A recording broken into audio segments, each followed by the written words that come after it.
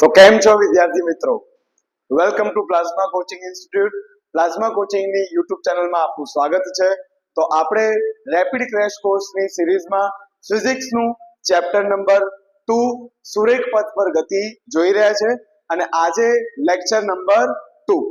તો ગયા લેક્ચરમાં આપણે પ્રસ્તાવના એટલે કે યંત્રશાસ્ત્ર શું છે, ગતિશાસ્ત્ર એટલે કે ગતિની ચર્ચા કેવી રીતે છે, ગતિની ચર્ચા આપણે હવે આગળના ટોપિકમાં કેવી રીતે કરવાની છે એના વિશે આપણે માહિતી મેળવી હતી.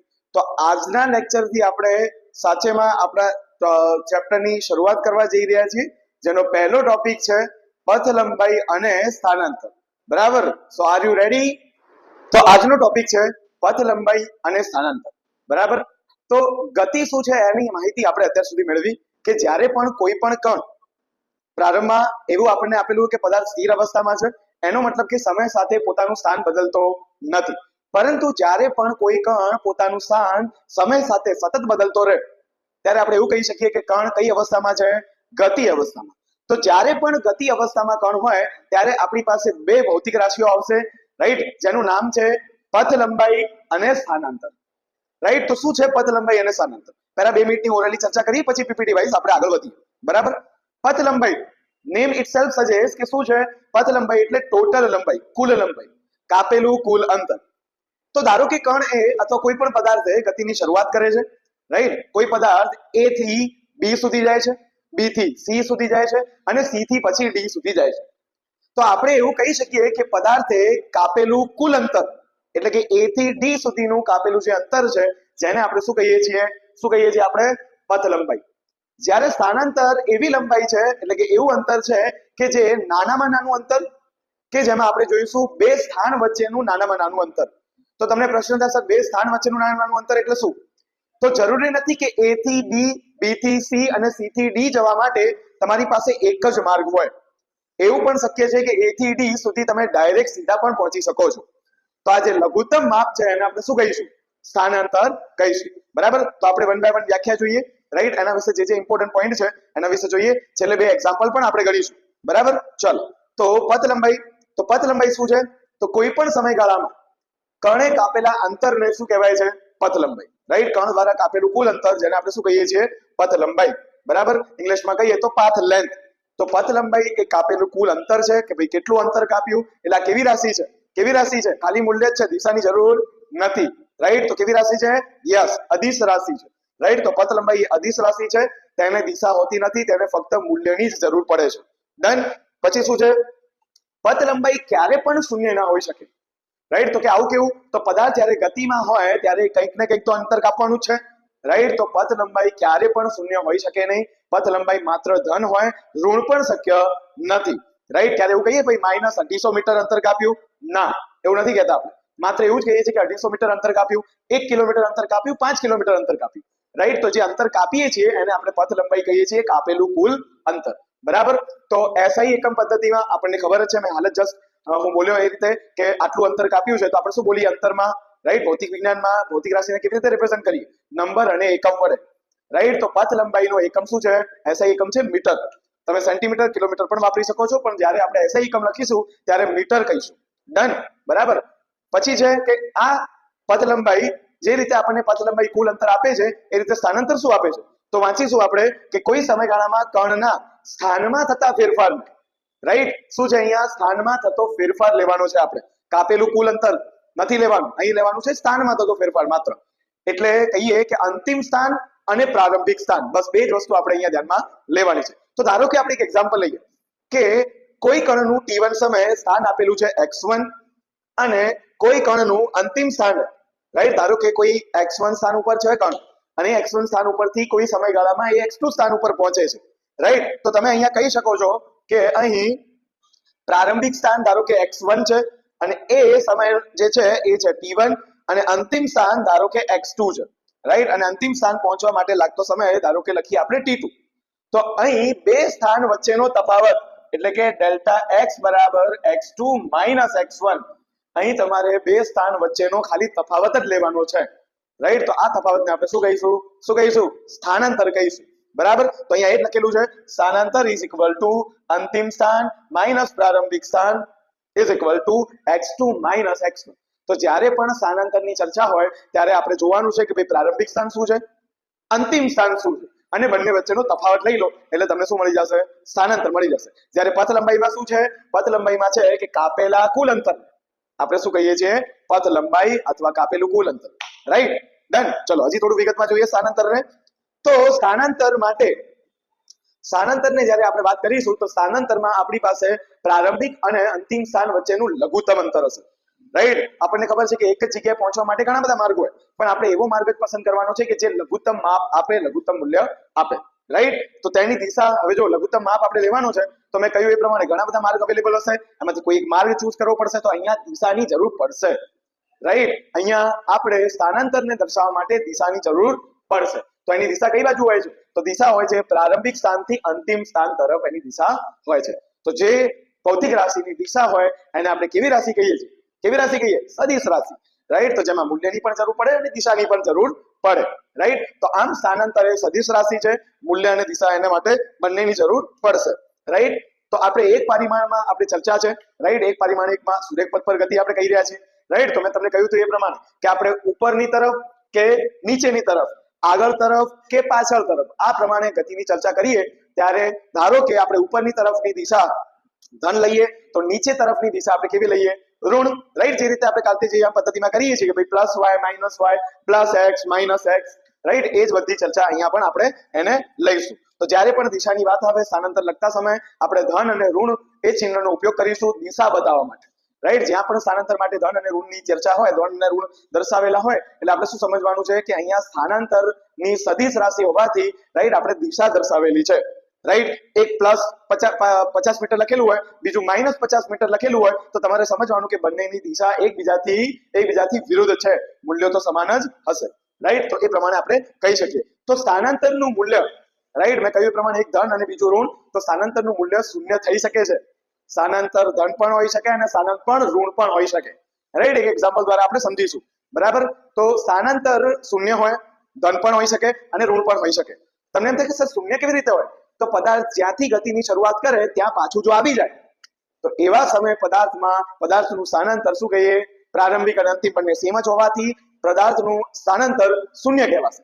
રાઈટ, તો આ બધી વસ્તુ આપણે એક્ઝામ્પલ દ્વારા પણ એને સમજીશું. રાઈટ, તો આમ સ્થાનાંતર ધન, ઋણ કે શૂન્ય હોઈ શકે છે અને સ્થાનાંતરનો પણ એસઆઈ એકમ પથ લંબાઈ જેટલો એટલે કે મીટર જ લઈએ છીએ આપણે. બરાબર, તો અહીં આપણે એક એક્ઝામ્પલ દેખીએ. બરાબર, તમે આકૃતિ જો કે શું આપેલું છે અહીંયા, તો આકૃતિમાં જોશો તો આપણી પાસે એક્સ અક્ષ છે, એટલે એક્સ અક્ષ આપણી કિલોમીટરમાં આપેલી છે. રાઈટ, અને કોઈ કણ ગતિની શરૂઆત કરે છે. તો મેં અહીંયા પ્રશ્નો આપ્યા છે. રાઈટ, જો તમે પ્રશ્ન અને 2 મિનિટ પોઝ કરીને, વિડીયોને પોઝ કરીને તમે જાતે પ્રયત્ન કરો કે કેવી રીતે કરીશું. બરાબર, પ્રશ્ન તમારી સામે જ છે, આઈ થિંક તમે પ્રયત્ન કર્યો હશે. બરાબર, તો ચલો જોઈએ પ્રશ્ન શું કહેવા માંગે છે કે અહીં કોઈ પદાર્થની ગતિ આપેલી છે આપણને. રાઈટ, અને એ ગતિ અલગ અલગ માર્ગ માટે લીધેલી છે. બરાબર, કયા કયા માર્ગ માટે એ આપણે જોઈએ. હવે તો પહેલું લીધેલું છે કે માર્ગ એસી માટે, એટલે કણ પોતાની શરૂઆત ક્યાંથી કરે છે ગતિની, એ પોતાની ગતિની શરૂઆત કરે છે એ બિંદુથી. રાઈટ, અને એ બિંદુ આપેલું છે 20 મીટરના એટલે કે 20 કિલોમીટર અંતરે એ પદાર્થનું પોતાનું સ્થાન છે પહેલું.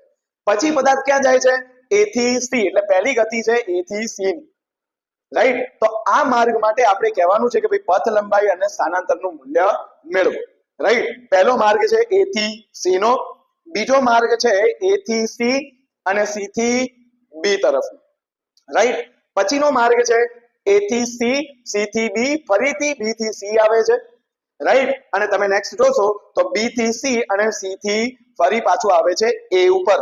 રાઈટ, અને લાસ્ટ છે એ થી આવે છે 0 ઉપર. રાઈટ, તો તમને આ બધા એરો દેખાશે તો હું અત્યારે ક્લીન કરી દઉં છું અને આપણે પહેલાથી ગણીએ. બરાબર, તો અહીં શું જોવા મળશે આપણને કે પહેલું જોઈએ આપણે માર્ગ એ થી સી. તો પહેલો આપણો આ પ્રશ્ન કે એ થી સી જાય છે કણ, તો એમાં એનું પથ લંબાઈ કેટલું અને સ્થાનાંતરનું મૂલ્ય કેટલું. તો જુઓ તમે અહીંયા પદાર્થ ઓલરેડી 20 ઉપર છે અને પછી ક્યાં ગયો, સી બિંદુ ઉપર. તો પદાર્થે 20 થી 30 એટલે 10, 30 થી 40 એટલે કે બીજા 10. તો આમ પહેલા માટે આપણે પથ લંબાઈ શું કહીશું, પથ લંબાઈ is equal to 20 kilometre. Right, શું કહીશું આપણે અહીંયા, ફરીથી લખી દઈએ. અહીંયા પથ લંબાઈ ઇઝ ઇક્વલ ટુ અહીંયા 20 થી 30 અને પછી 30 થી 40, તો 10 + 10 = 20 કિલોમીટર, રાઈટ. તો આ થઈ ગયું આપણું પથ લંબાઈ. એન્ડ વોટ અબાઉટ સ્થાનાંતર? સ્થાનાંતર કેવી રીતે લખીશું? તો સ્થાનાંતરમાં તો આપણને ખબર જ છે, રાઈટ. સ્થાનાંતરમાં શું થાય? અંતિમ સ્થાન માઇનસ પ્રારંભિક સ્થાન, રાઈટ. તો અહીં પણ મૂલ્ય શું આવે છે? 20 કિલોમીટર. તો જો અહીંયાથી આપણને શું જાણવા મળ્યું કે સ્થાનાંતર અને પથ લંબાઈ સમાન મૂલ્યના હોઈ શકે છે, રાઈટ. જરૂરી નથી કે ભાઈ પથ લંબાઈ દર વખતે મોટું હોય કે સ્થાનાંતર તો મોટું હોઈ જ ના શકે. એ કેવી રીતે? આપણે જોજો હમણાં એક્ઝામ્પલમાં આપણે દરેક મૂલ્ય લખીએ એટલે ખબર પડશે. પથ લંબાઈનું મૂલ્ય હંમેશા મોટું રહેશે. કોના કરતા? સ્થાનાંતર કરતા, રાઈટ. પણ એનું મૂલ્ય સમાન પણ હોઈ શકે, એટલે કે સ્થાનાંતર અને પથ લંબાઈ સમાન હોઈ શકે છે. એનું આ એક એક્ઝામ્પલ. ડન. તો પહેલું ખ્યાલ આવી ગયો હશે તમને, રાઈટ. ચલો બીજા પ્રશ્નમાં, એટલે કે બીજો માર્ગ કયો છે?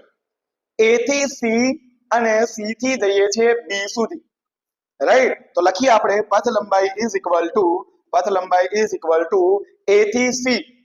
ચલો A થી C કેટલા છે? 20 અને 40 ઉપર જાય એનો મતલબ કે 20 કિલોમીટર, પ્લસ 40 થી જાય છે 80 સુધી. તો 40 અને 80 એટલે કેટલું અંતર કાપ્યું હશે? કેટલું? 40 કિલોમીટર, રાઈટ. તો 20 + 40 = 60 કિલોમીટર.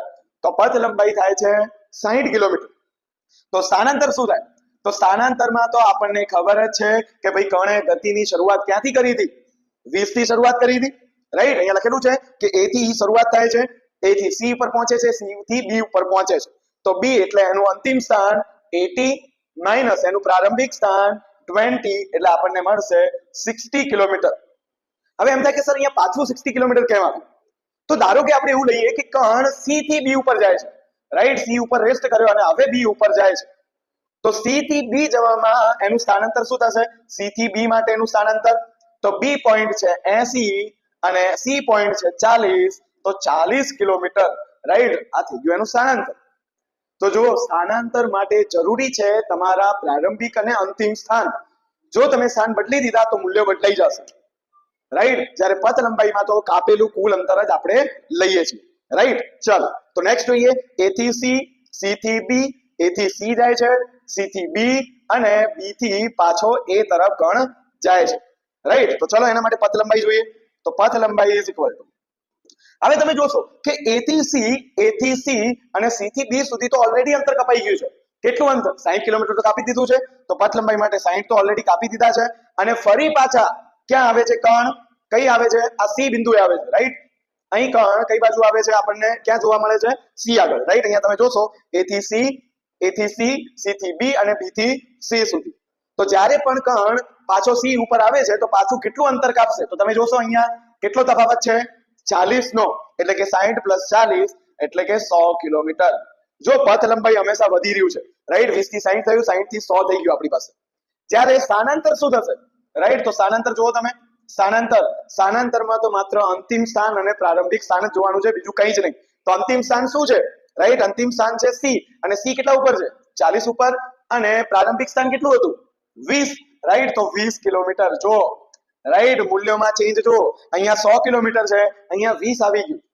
તો પથ લંબાઈ હર હંમેશ વધારે જ હશે. કોના કરતા? સ્થાનાંતર કરતા. ડન.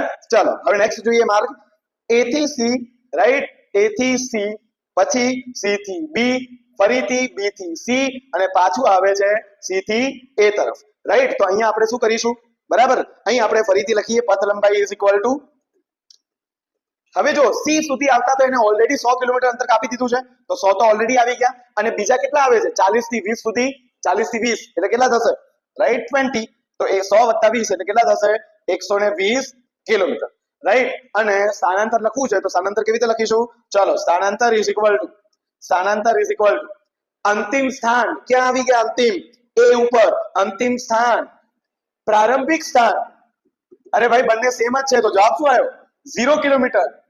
અહીં કોઈ સ્થાનાંતર નથી. જો ફરીથી પથ લંબાઈ તો વધતા જ જાય છે, રાઈટ. પણ સ્થાનાંતરનું મૂલ્ય 0 આવી ગયું.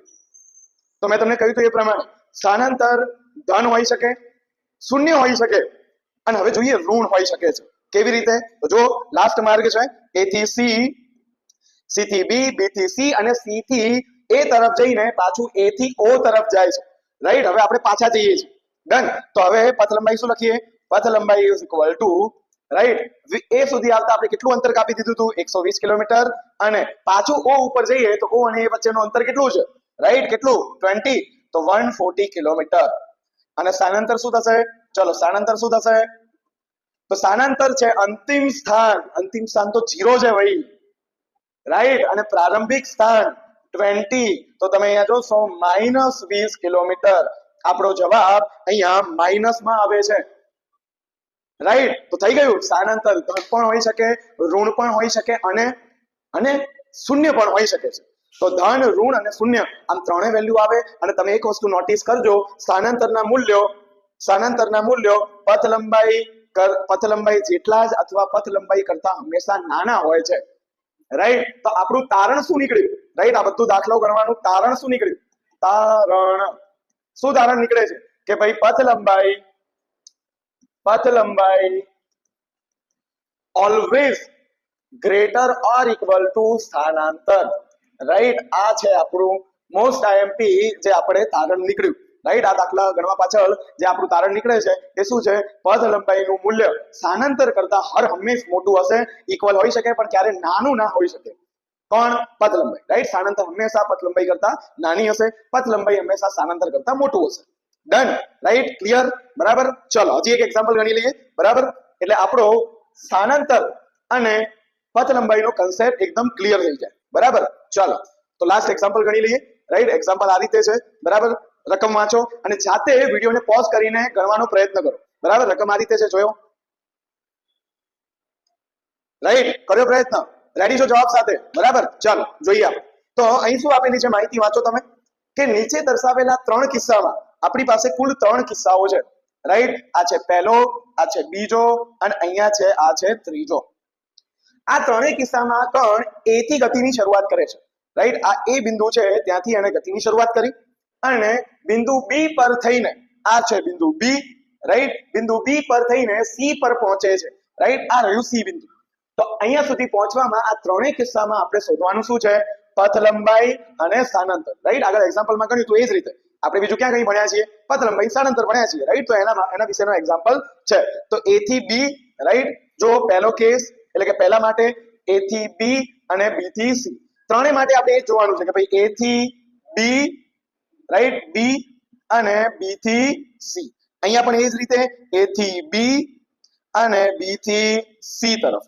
રાઈટ તો જોઈએ આપણે ચલો પહેલા માટે જોઈએ પહેલામાં એ થી બી રાઈટ તો એ થી બી કેટલું અંતર કાપે છે 3 કિલોમીટર ડન બી થી સી તો બી થી સી કેટલું અંતર કાપે છે તો કે ભાઈ 4 કિલોમીટર અને સી થી પાછું એ તો સી થી એ અંતર કાપે છે 5 કિલોમીટર તો શું થશે અહીંયા કુલ પથ લંબાઈ એટલે કે કાપેલું કુલ અંતર કેટલું થશે તો પથ લંબાઈ ઇઝ ઇક્વલ ટુ રાઈટ 3 + 4 + 5 એટલે કેટલા થયા 3 ને 4 7 અને 7 ને 5 12 તો 12 કિલોમીટર અહીંયા આપણને પથ લંબાઈ મળે છે રાઈટ કેટલું પથ લંબાઈ કેટલી મળે છે 12 કિલોમીટર જ્યારે સ્થાનાંતર એટલે શું તો યાદ કરો સ્થાનાંતરના કન્સેપ્ટને શું છે ભાઈ સ્થાનાંતર અંતિમ સ્થાન માઈનસ પ્રારંભિક સ્થાન અને અંતિમ અને પ્રારંભિક સ્થાન વચ્ચેનું લઘુત્તમ અંતર તો જો પ્રારંભિક સ્થાન છે એ અંતિમ સ્થાન છે સી અને બંને વચ્ચેનું લઘુત્તમ અંતર એટલે કેટલું આપેલું છે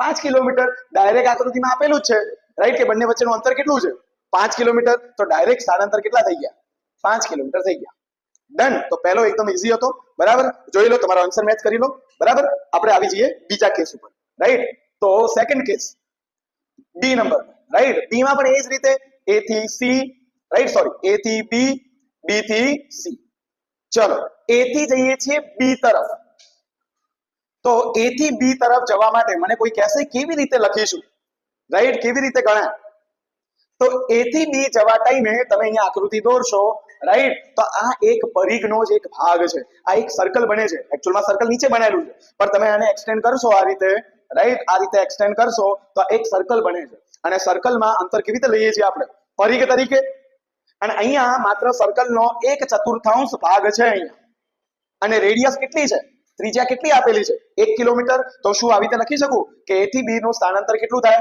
આખું છે 2πr અને એનો 1/4 ભાગ રાઈટ કેટલો ભાગ લેવાનો છે માત્ર 1/4 ભાગ લેવાનો છે ડન. તો કેટલું થયું અંતર? ચલો 2 દુ 4 થઈ ગયા, રાઈટ. આપણે નીચે લખી દઈએ હવે આને, અથવા ઉપર લખશો તો પણ ચાલશે. તો પાઈ r બાય 2. તો પાઈ તો આપણે એમને એમ રાખી દઈએ. રેડિયસ કેટલું છે? 1 કિલોમીટર ભાગ્યા 2, રાઈટ. તો આપણો આન્સર કેટલો આવે છે? Pi by 2 kilometer, right. હવે તમારે ફેરવવા હોય તો તમે ફેરવી શકો છો, રાઈટ. પાઈને 3.14 મૂકીને.